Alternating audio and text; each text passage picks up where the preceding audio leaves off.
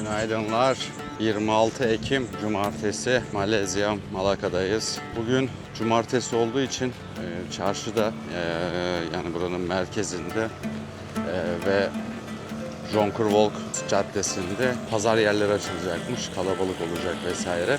Saat daha çok erken ama kahvaltı da yapmadım. Otelde kahvaltı olayı yok. Kahvaltı da yapmadım. Zaten bu insanların kahvaltının ne olduğunu bildiğinden de emin değilim. Ben de hem gideyim bir merkeze bakayım hem de belki 7-Eleven'dan bir sandviç yerim.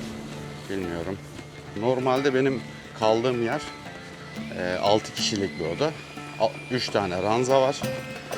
Bir de işte tuvaleti, banyosu var kendi içerisinde. Ben hep tek kaldım. Şimdiye kadar kimse kalmamıştı odada. Biraz sakin zamanları burasının. Farklı koğuşlar da var çünkü yani erkek var, kalan var da diğer koğuşları yani mümkün oldukça insanları tek kaldırmaya çalışıyorlar. Çok hoş bir hareket. Fakat dün akşam Çinli bir amca geldi. O kalıyor şimdi benim yanımda. Çinli amcanın da tanışmadık, adını da bilmiyorum. Anladığım kadarıyla uyku apnesi ya da uykuyla ilgili bir problemi var. Nefes alamıyor bazen. Nefes almayı mı unutuyor artık ne oluyorsa. Bir nefesle ilgili bir problemi var. Yani onu sessiz olduğu için anlıyorum yani problemi. Çok zor uyudu. Bir ara kalktım baktım bağdaş kurmuş oturuyor yatağın ortasında. Uyumaya çalışıyor. Yani yatınca rahatsız oluyor gibi bir durum var herhalde. Tam çözemedim. Ama sorun yok tabii ki. Dün erkenden yatmıştı. Sabah da kalktım. Erkenden kalkıp gitmiş. Ama tabii gece uyuyamadı. Onun haricinde otelde bir Çinli ile tanıştım. Şimdi isim olayı çeviriyle alakalı problem olabilir ama Seven, yani ismi Seven. Ama tabii söylenişi öyle olup da Çince'de başka bir anlama gelebilir ama 7 değildir yani bence. Seven ama ismi. Sağ olsun da yardımcı olmak istedi. Bunun için Kuala Lumpur'da, ailesi Kuala Lumpur'daymış. Kendisi Çin'in Wuhan şehrinde yaşıyor. Kendisi de çok iyi İngilizce bilmiyor. Çince tercüme ile iletişim kurduk, çeviri programıyla. Ama beni bir arkadaşının numarasını verdi, onunla da görüştü. Bir problem olursa onunla iletişime geçmemi istedi. Sağ olsun. Yani iş konusunda, kalacak yer konusunda ya da bilgi alışverişi konusunda yardımcı olacak. Sağ olsun işte dünden beri de beraberiz. Beraber oturuyoruz, muhabbet ediyoruz vesaire.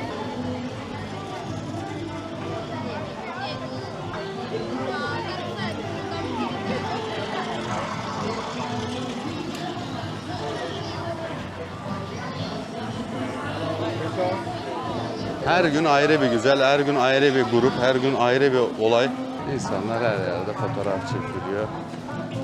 Özellikle Çinliler, yani Çinli kızlar özellikle fotoğrafa çok meraklı. Yani yerde bir taş bulsalar onunla fotoğraf çekiliyorlar. Gerçi Kuala Lumpur'da özel olarak hazırlanıp gidip fotoğraf çekildiklerini de gördük. O yüzden çok da şaşırmıyorum. Mesela bugünün farklılığını söyleyeyim. Burada masalar olmaması gerekiyordu. Evet, burayı trafiğe kapatmışlar. Evet, burası trafiğe kapatılmış. Oradan da tek yön artık ne tarafa verilmişse burası trafiğe kapatılmış. Acaba ben yanlış anladığımda pazar buraya mı kurulacak bilmiyorum ama saatte aşağı yukarı 10'a geliyor olması lazım. Şu anda kimse yok. Evet, tam 10 saat. Ve kalabalık da başlamış. Jonkerwolk'a doğru gidiyorum. Oraya bakacağım var mı bir numara, bir değişiklik diye. Çünkü Özgür abinin, işte dün de daha önce de bahsetmiştim. Özgür abinin dediğine göre çok kalabalık olacakmış. Dışarıdan işte esnaflar gelecekmiş. Kapalı olan dükkanlar açılacakmış vesaire. Buranın günüymüş. Önemli günüymüş ticaret açısından. Evet, Jonkerwolk'ta bir numara görmüyorum şu anda. Niye böyle bilmiyorum. Evet, an itibariyle pek bir şey yok ama belki dükkanlar açık olabilir. Şöyle bir yarım tur atacağım. Çok gitmeyeceğim. Uzun bir cadde değil ama kısa da değil yani. Epey bir mesafe var yine. Yerli turist yani Malezya'nın yerlisi de çok geliyor bu hafta sonları buraya. Yani hem kafa dağıtmak için hem tatil amaçlı. Mesela bir çocuk geldi bugün yine. O da şeyden gelmiş, Johor'dan gelmiş. Yani farklı bir şehrinden buraya gelmiş. Tabii o alışveriş falan için değil de anladığım kadarıyla gezmeye gelmiş. Böyle çok bir muhabbet edemedik. Ağzın içinden konuşuyorlar zaten Malaylar. Zor anlıyorum. Evet, şu anda pek bir numara göremiyorum. Ya saat erken ya da ben yeri yanlış anladım. Burası demişti Özgür abi ama şu an burada pek bir numara yok. Yani kapalı dükkanlar yine görüyorum. Hatırlamıyorum, şunlar açık mıydı dün, kapalı mıydı? Ama şunlar kapalı yani. Yine kapalı dükkanlar var. Orada Çinli bir yer var yine çok güzel de buraya gitmeyeceğim. Merhaba hocam. Merhaba. Nasılsınız? Teşekkür ederim. Siz nasılsınız? İyi seyahatte misiniz burada? Evet, evet. Süper. Siz? İyi. Ben burada yaşıyorum. Burada yaşıyorsunuz. Evet. Aa, çok güzel, çok güzel.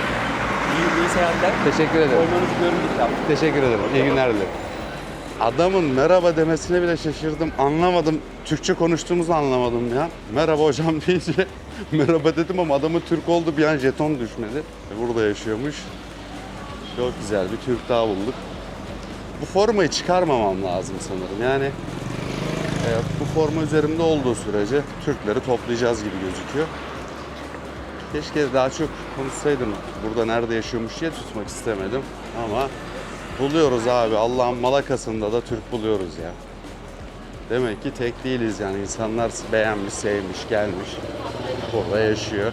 Ya şurada bir kahvaltı yapsam çok güzel olacak da. Burada pahalı ya. Malaka'da bir Türk daha bulduk. An itibariyle sayımız 3'e çıktı. Burada bir kapatıyorum, ne yapacağıma karar vereyim. Hem açım. Hem de burada 7-Eleven yok. Şurada bir şey vardı ama oraya mı gitsem? Aa, varmış lan. Aa, görmemiştim. Biz buradan o kadar geçtik mi? Niye görmedim ben o 7-Eleven'ı? Ha, bunlar ne yapıyor? Ha, okuyup üflüyorlar. Ha, burada neymiş? Ha, ben de diyorum ne yapıyorlar onlar? Okuyorlar, üflüyorlar. İşte tütsüler yakılmış. Tütsü kokusu da çok hoşuma gidiyor nedense benim. İşte içeride ayakkabıyla girilmiyormuş, o yüzden giremeyeceğim. Tamam şimdi. Neyse, burada böyle bir şey. Karşıdan geçenler bir iki üflüyorlar.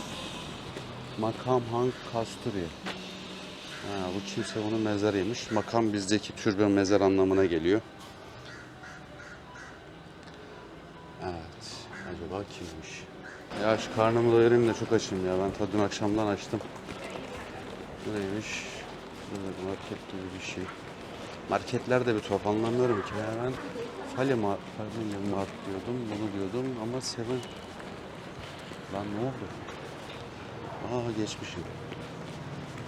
Orada yok ki. Var mı? Tabelası var 7-Eleven ama dükkan kapalı. Kapatmışlar. Ben de diyorum niye görmemiş. Evet. Burada daha önce 7-Eleven varmış, kapatmışlar. Neyse. Buraya kadar geldik. Family Mart'a bakalım. Güzel güzel bir market. Aynı konsept aslında. Ama işte ürünleri bilmiyorum. O yüzden bakacağım. Evet. Geldim. Family Mart'ta işte şöyle bir şey buldum. Böyle salamlı malamlı. Bir de böyle sosisli bir şey buldum. Ayrıyeten bir tane de Americano kahve aldım. Toplamda yine ne kadar zorlasam da yine 10.20'ye denk geldi. 10.20 direkt kafadan 80 lira. Yani kahvaltıyı ucuza mal edemiyorsunuz. 10 ringgit buna verdim. 13 ringgit'e de Burger King'den menü söyleyebiliyorsun. Yani insan ne yiyeceğini şaşırıyor.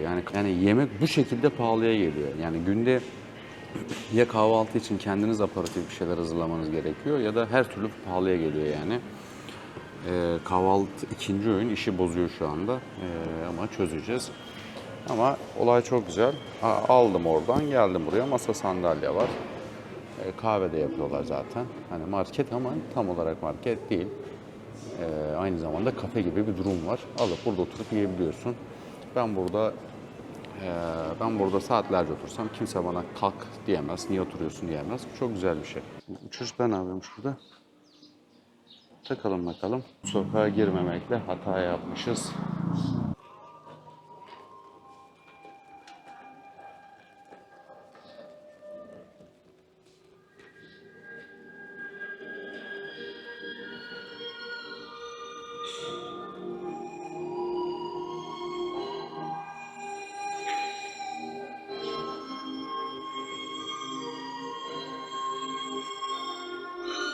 Evet.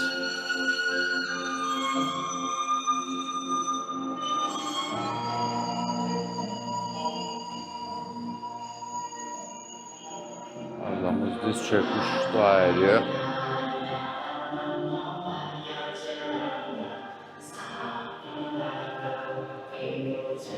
Evet, burada heykel de satıyorlar. Ne yapmış? Kaplana oturmuş. Bu da tembellikle ilgili bir şeylerle. Böyle.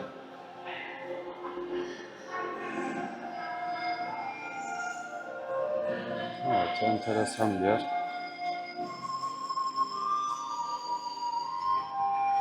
Öyle bir şeyler var.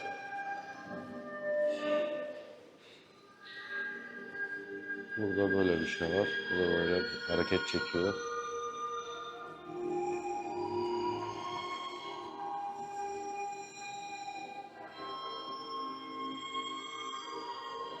Heykeli çok gerçekçi yapmışlar yalnız ya. Çok başarılı.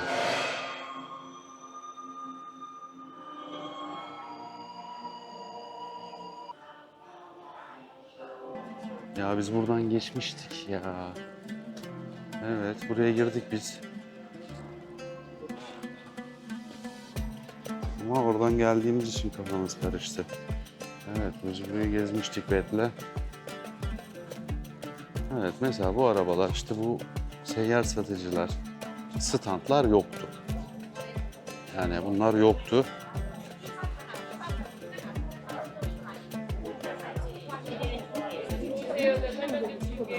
Evet, sıcak bastırmaya başladı. Öğlen saati geliyor yavaş yavaş. Ben de inceden otele doğru yol alacağım. Neden? Çünkü öğlen saatinde çok sıcak oluyor. Dışarıda durunca çok terliyorum.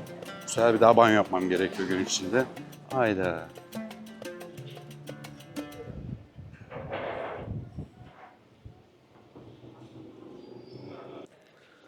Ama mescidi de galiba Çinliler yapmış. Mimari çok değişik, minare değişik. Evet, burası Müslüman mezarlığıymış. Sağ olsun beni görünce hemen hocamız, anladığım kadarıyla buranın hocası, geldi ve anlattı hani buranın ne olduğunu. Müslüman mezarlığıymış.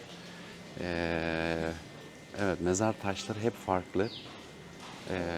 İşte bizdeki mantık küçükler, işte çocuk mezarlığı, işte kadını erkeği hani şeyden taşların şeklinden ayırt edebiliyor musun da hangisi tam anlamadım.